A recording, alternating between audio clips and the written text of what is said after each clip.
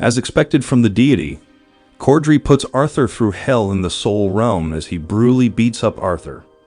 After being defeated again by Cordri, Arthur wakes up again in the lake filled with Aether. He tells Cordri that he can keep on going despite looking fatigued from Cordri's unmerciful combat practice. Cordri comments on how Arthur has an admirable amount of willpower. However, Winsome informs Arthur that even with the slowing of time, he will not be ready for the war if he keeps getting expelled after every few minutes. With exhaustion laced on his face, he tells him to blame Cordri for killing him every few minutes. In response to Arthur's complaint, Cordri states that he is only doing as much as Arthur can handle. During his torturous training session with Cordri, Arthur learns that he has been training in Lord Indrath's exclusive training grounds, and thanks to the Aether Orb, the pain of dying in his soul state was always greatly diminished. Arthur finds himself noting the progress he has made so far. When he first came into the soul realm, he was immediately taken out by Cordri's punch. Despite being embarrassed by his shortcomings, Arthur acknowledges the difference in power between him and Cordri. One day while training, Cordri comments on his performance and notes that Arthur has the frightening ability to quickly pick up and grasp concepts. However, he tells him that they'll be taking a break from physical combat. Upon hearing this, Arthur asks Cordri if it's because he's not learning fast enough. But Cordri assures him that he just wants to make sure that the training doesn't break him, and that he's not overstraining his mental state. When Arthur insists that he is more than capable of dealing with the aftermath, Cordri comes rushing towards him with the speed of light and delivers a punch straight through Arthur's torso. Cordri tells Arthur not to be in such a rush, and that he'll make sure that he becomes an unmatched fighter, not just among lesser beings, but also among Azuros. Over the course of their journey together, Arthur comes to the conclusion that Cordri is no less than a monster. Over a month has passed and Cordri compliments Arthur on his significant improvement as Arthur lays on the grass, huffing and puffing in fatigue. Cordri tells Arthur that they'll be going another round, but this time without weapons, as he wants to mold Arthur into a warrior with developed muscles and a trained mind, so that he'll be able to protect his continent and those he loves. Cordri turns around and informs Arthur that since Asuras cannot directly partake in the war, he should be wary of the mixed bloods that contain Asura blood in their veins. He faces Arthur and advises him that if it comes to hand-to-hand combat, precise usage of mana will help him dispose of his enemies more efficiently. For his third lesson, Cordri teaches Arthur how to increase his field of vision. He advises Arthur that when fighting in a war for a prolonged amount of time, proper conservation and distribution of mana is important. Like a sword, his mana is a tool that he must have proper and the utmost control of. He tells Arthur to brace himself, before blasting him from the back and killing him. Arthur wakes up again, soaking in ether liquid. When he regains consciousness, Arthur sees a child greeting Cordri. The child is introduced by Cordri as Tashi, his new training partner, as the two teenagers looked at Cordri with confusion. As Cordri goes over introductions, Tashi complains to him that he wanted to train with him individually. Cordri informs the boy that he'll be training while sparring with Arthur. But Tashi asks his master how training with a lesser being will benefit him. Cordri takes offense to Tashi's rude imposition and asks him if he's complaining. Tashi earnestly tells him that he meant no disrespect and that he just believes that Cordri is wasting his time on a lesser being, when the Thias clan has better pupils awaiting his mentorship. Cordri checks Tashi for his insolence and tells him to use his full strength while fighting against Arthur. He then turns to Arthur and instructs him to only deflect and block Tashi's attempts, to focus solely on defense, and permitted him to only use throws as his form of offense. The training commences and Tashi finds himself bewildered by Arthur's dodging abilities and crazy growth speed. Observing from afar, Cordri contemplates his feelings toward Arthur. He notes that Tashi, like most of his other students, is very talented and will likely go on to become a leading figurehead in their clan. Arthur, however, is a genius that comes every few centuries. Cordri remarks on how quickly Arthur grows with every passing day. As he trains, his movements become faster and stronger. Cordri realizes that while training Arthur, he finds his heart swelling up with excitement and pride, something he hasn't felt for anyone including himself. He notes that if Arthur had been born an Asura, he would have rivaled even the highest echelon of Asuras in power. But alas, he is just a pawn, meant to be used till the Asuras no longer need him. Arthur spars with a group of Pantheon younglings. Despite their coordinated attacks, they fail to land a solid hit on Arthur. It had been 4 months in the outside world, which means that Arthur had been training for nearly 4 years in the soul realm.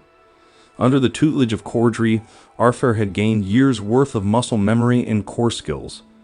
After exiting the soul realm and completing the first part of his training, Arthur thanks both Cordri and his students for their help. However, unlike Cordri, his students seem annoyed and angered by his presence. As Arthur stretches, he enthusiastically asks his 2 teachers what they have planned for him next. Wondering why they are just staring at him, he asks them if everything is okay.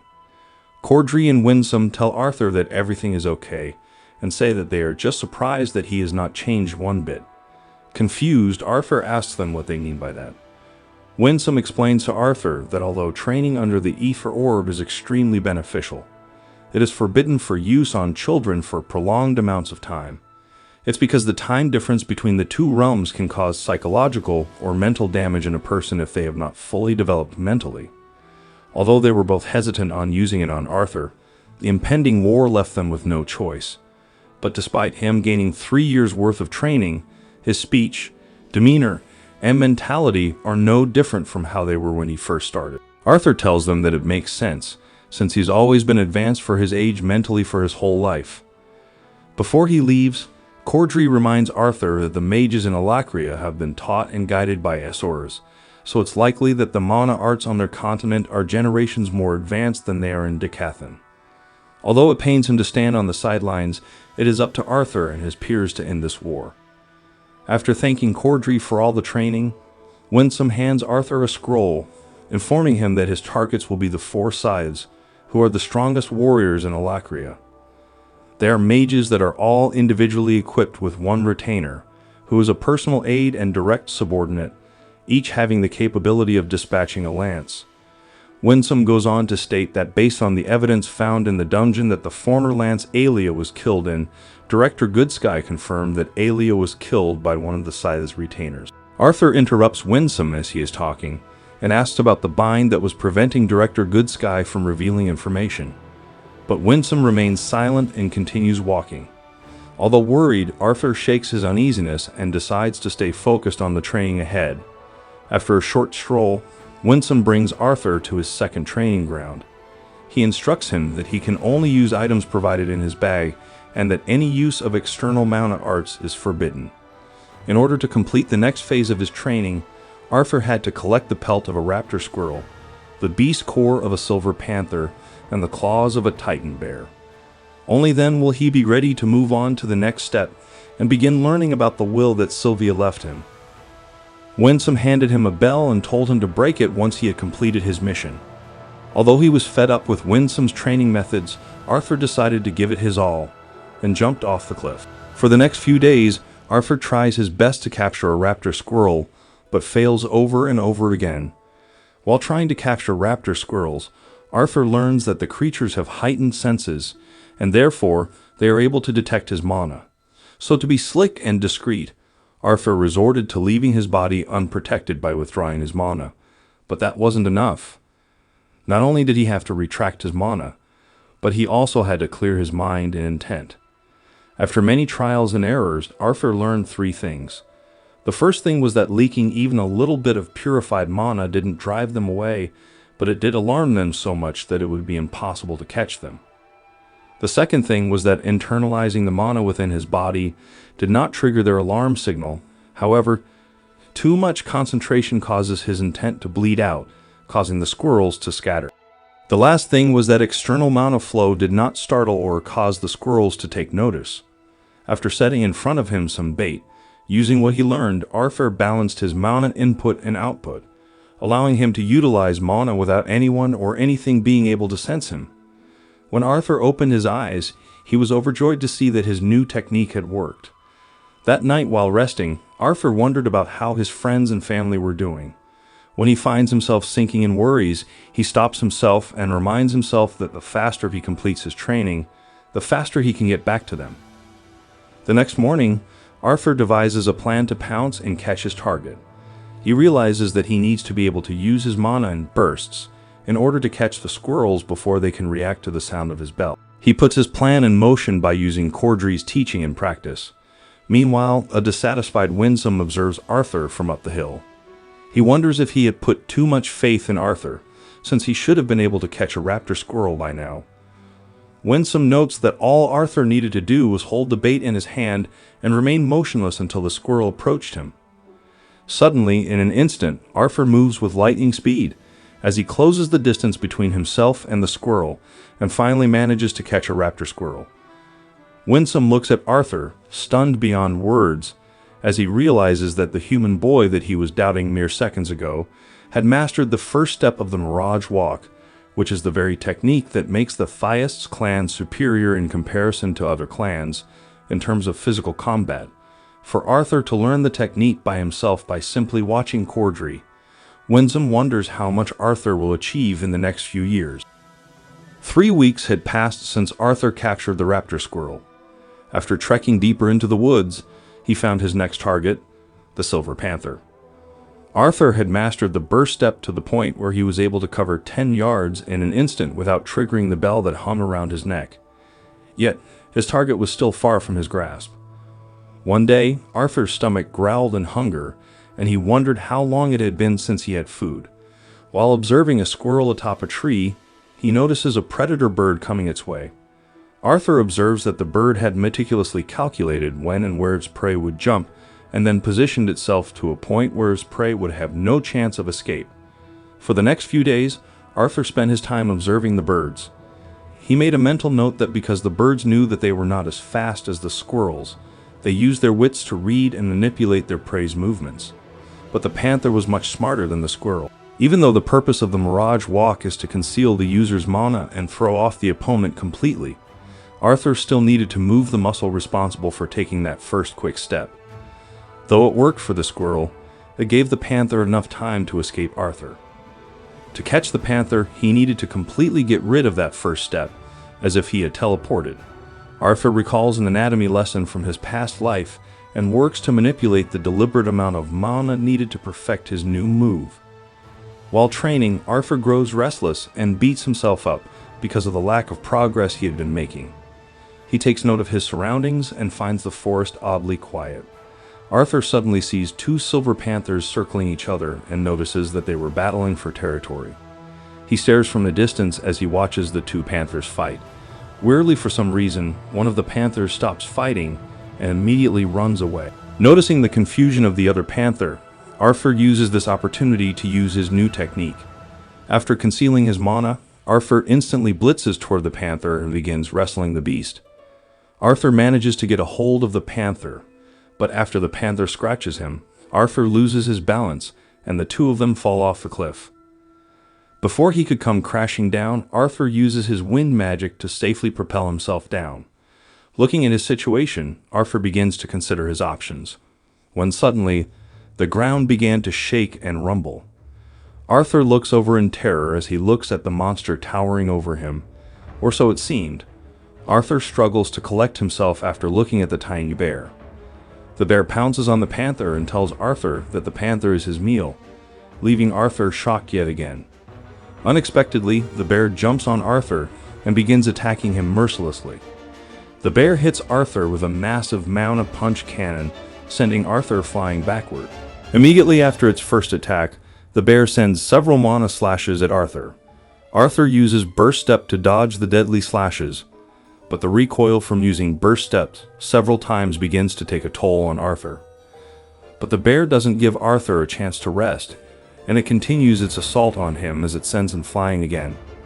As Arthur hits the rock wall, he reminds himself that he's not in the soul realm anymore, so if he dies here, he dies for real. With his body at its limit, Arthur quickly dashes behind the bear, so fast that the bear can barely perceive his movements.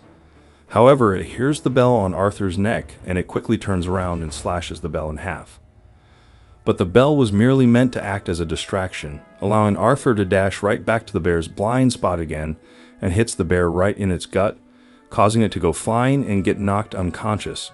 After securing his victory, Arthur immediately collapses and falls to the ground. While looking for Arthur, Winsome teleports down the pit as he wonders why Arthur came down there. He finds Arthur unconscious and bleeding out. Winsome immediately rushes to Arthur's side and began healing him. He wondered what could have done this to him and looked around. When he sees the bear, he realizes that a demon leech had taken over the bear.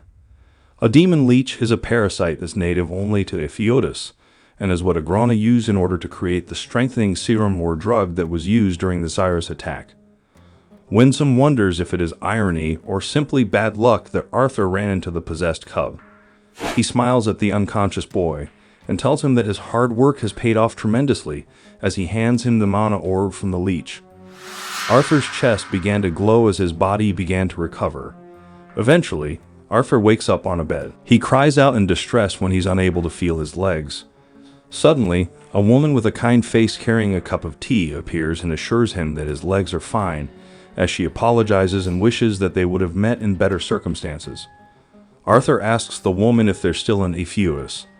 The woman named Myra confirms to him that he's still in the deity realm and tells him that he had been resting for 2 days. As Arthur tries to scurry away from the bed, Myra tells him to rest as he has taken quite a hit to his body. Arthur thanks Myra for her hospitality. With a light smile, Myra tells him that she doesn't just treat anyone, but she wanted to meet the human boy who will save the world. While trying to meditate, Arthur learns that his core has turned silver. Suddenly, his body taps into his Realmheart state as he begins to glow. When the light dissipates, Arthur looks around the room in amazement as he looks at the thousands of colorful specks around him. Unlike before, there are now purple specks that also surround him when he is in that state. Myra appears shortly and says that Arthur has inherited Realmheart, an ability that only the Indrath bloodline can possess. She further tells him that with this state, the user's attunement to the physical realm is unparalleled. Although the form does not offer much strength itself, it allows the user to gain knowledge and insight that those without it can never hope to achieve. To explain more to him, Myra tells Arthur to join her on a stroll.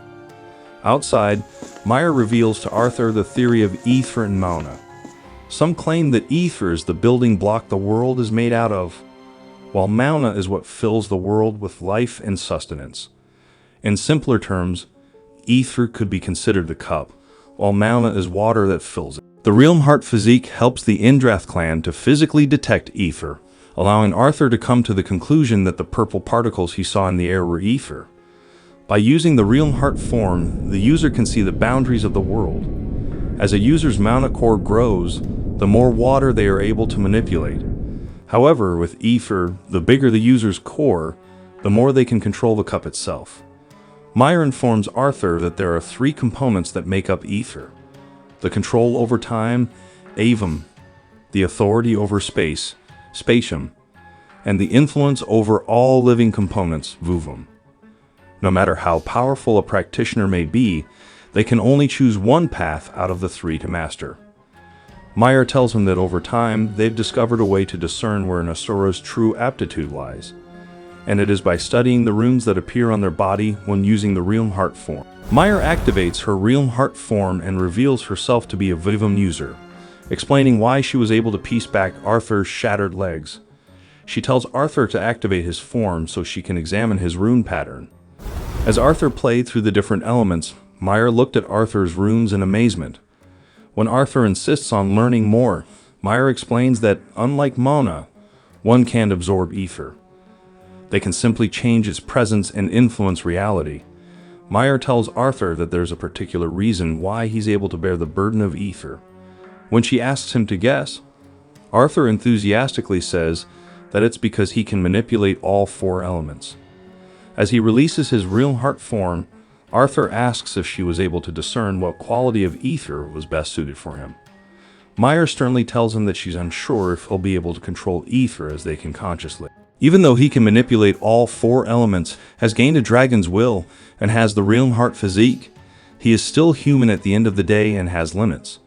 However, she reveals to him that he's a Spatium user. Arthur desperately asks Myra to tell him what he needs to do to get stronger, but Myra assures him that she didn't tell him all this information just to mock him, but she did it because she has his best interest in mind. She reminds Arthur that knowledge is an immeasurable strength and that maybe with it, he may be able to surpass his limits. However, for now, she warns him to never use the burst step again as it is too dangerous for him to use. Myra's warning crushes Arthur as he went through hell to learn the technique and wasted precious time. Although he understands Myra's advice, knowledge alone won't help him defeat Alakria or protect his friends and family. The next day, when Arthur gains enough strength in his legs, Myra comes to him and reveals that she has asked Winsome for some time with him. She immediately enters her Realmheart state as she orders Arthur to hit her with everything he's got. As Arthur prepares to attack Myra instantly states what attack Arthur was planning to do, shocking him. Myra smiles and says to him that this is an ability that he already has and that she's just nudging him in the right direction. Days turn to weeks as Arthur trains relentlessly under Elder Myra's guidance. During his training, Arthur learns how to sense spells just as they are affecting the physical realm, sort of like precognition. Arthur asks Myra why she didn't just get rid of his legs and make him a new pair if she can heal all wounds. Myra tells him that using Aether past a certain threshold comes with a price. In order to do that, she would have had to extract the life of something or someone else. Later, in the middle of their training battle, Winsome comes and interrupts the fight. Winsome then bows and shows his respect to Myra, quickly apologizing for his intrusion. Although Arthur knew that Myra had a certain level of influence within the Indrath clan, watching Winsome's actions towards her, he comes to the conclusion that Myra must be a much more important figurehead than he once thought. Winsome apologizes to Myra and informs her that Lord Indrath has arranged a new instructor for Arthur, and that the instructor is waiting impatiently for him. Myra smiles in understanding and tells Winsome that Arthur did well with his Realmheart training. She also tells Winsome that she wishes to keep tabs on Arthur, so she will be popping in every now and then. Before his departure, Myra tells Arthur to remember the knowledge she had given him and to continue training his Realmheart state. Arthur nods his head and tells her that he'll have it mastered by the next time they meet. On his way to his new instructor, Arthur notices Winsome staring at him, and he asks Winsome what's wrong.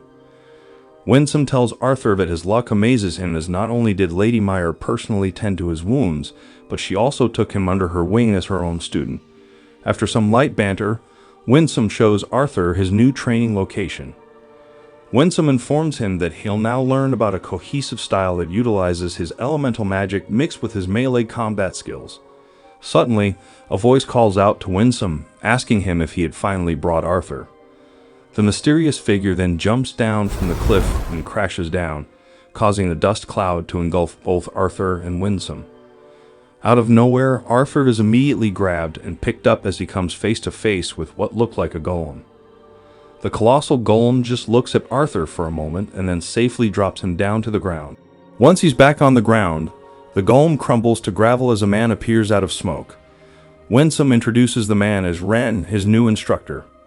After a weird introduction, Ren asks Arthur to strip. Although weird, Arthur is no longer surprised by the crazy training methods his numerous teachers have, and he does as he is told. Once Arthur is left in his briefs, he jokingly asks if Ren wants him to take off his briefs to study his family jewels. Ren tells Arthur that he has a smart mouth, and notices the dragon feather around Arthur's arm. He asks Arthur why he is wasting the dragon feather's potential as just an arm warmer, when it could be used for so much more. Confused, Arthur asks Winsome what Ren is talking about. Winsome informs Arthur that dragon feathers are a very precious crafting material, due to the fact they have unique properties pertaining to both mana and ether. He continues to tell Arthur that dragons never shed their feathers, so for a dragon to deliberately give someone else their feather, it signifies their trust and affection for that person. After collecting all of Arthur's body measurements, Ren tells him to perform a series of basic spells to analyze his mana abilities. Once that is done, he has Arthur showcase his ability to effectively use mana arts in battle. Ren conjures up at least 1,000 golems and tells him to go all out against the golems. Arthur smirks as he activates his Realmheart state and quickly takes out all of the golems effortlessly, as he crushes them all and leaves them in dust and pieces. Ren smiles when he sees Arthur having fun with the golems.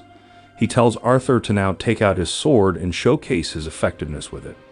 When Arthur summons his sword, Ren looks at it in astonishment and begins to laugh. Arthur tries to instruct Ren and show him how to use his sword, but Ren quickly dismisses his advice. Arthur smiles in anticipation as he awaits for Ren to make a fool of himself, but is left in confusion as Ren easily unsheathes the sword. Arthur immediately asks Ren how it is possible and asks him if it is because he's an Asura. Ren tells him that that's not the reason, and reveals to Arthur that it's because he was the one who created the sword. In disbelief, Arthur asks him what was his sword doing in Dicathen. Ren tells him that Dawn's Ballad was one of his experimental weapons. After deeming it a failure, he tossed it away in the Beast Glades during his visits, hoping that no one would be able to tell what it was, and would just assume that it was a black cane. Ren takes a moment to ponder and mumble about the odds, as Arthur looked at him in awkwardness. Arthur asks Ren why he claims the sword to be a failure when it's the best sword that he had ever wielded. Ren tells him that the sword was supposed to be a one-size-fits-all kind of sword, but it turned out to be just another sharp tool. Winsome interjects and asks Ren if he'll do it now that he has met Arthur. Puzzled, Arthur asks Winsome what he meant. Winsome reveals that he brought him to Ren for two things, the first being to help Arthur learn a new combat style, and second, he wanted Ren to make Arthur a sword better fitted for his unique form of combat. Ren arrogantly tells them both that he'll think about making a sword for a lesser being. He summons a new sword for Arthur to use and tells him to use it while he holds on to Dawn's Ballad. He then asks Arthur to hand him the dragon feather from Sylvia. After begrudgingly handing him the feather, Ren slyly tells Arthur to rest in the middle of the barren crater. While sleeping, Arthur is suddenly woken up by a rumbling sound outside of his tent. When he goes outside to check, he is suddenly attacked by a golem. From the top of the pit, Ren tells Arthur that as a part of his training, he must be able to fight effectively at all times, no matter his condition. After explaining the training, he tells Arthur again to strip and to continue the battle. Arthur calls Ren a lunatic as he summons the sword given to him by Ren and begins fighting off the golems. Arthur is given a war simulation task as he is told to take down the golem generals and his troop, while also protecting his own troop and preventing his allies from dying. After a rough battle, Arthur comes off on top and secures the victory, but Ren tells him that his win wasn't impressive as he let too many of his allies die. Before Arthur can explain, Ren shuts him up by giving him food and water. After devouring his food, Arthur tells Ren that he felt no empathy for his teammates because they resembled stone gorillas. Ren takes note of Arthur's words and tells him to sleep. After Ren left, Arthur immediately falls asleep. The next morning, Arthur is woken up by a loud scream. Arthur gets up immediately and gets into his battle stance as he prepares for battle. But to his horror, when he finds the source of the scream, he sees a horned demon holding Tess by the neck. Arthur looks on in horror as his loved one is held in midair at the mercy of the smiling menace.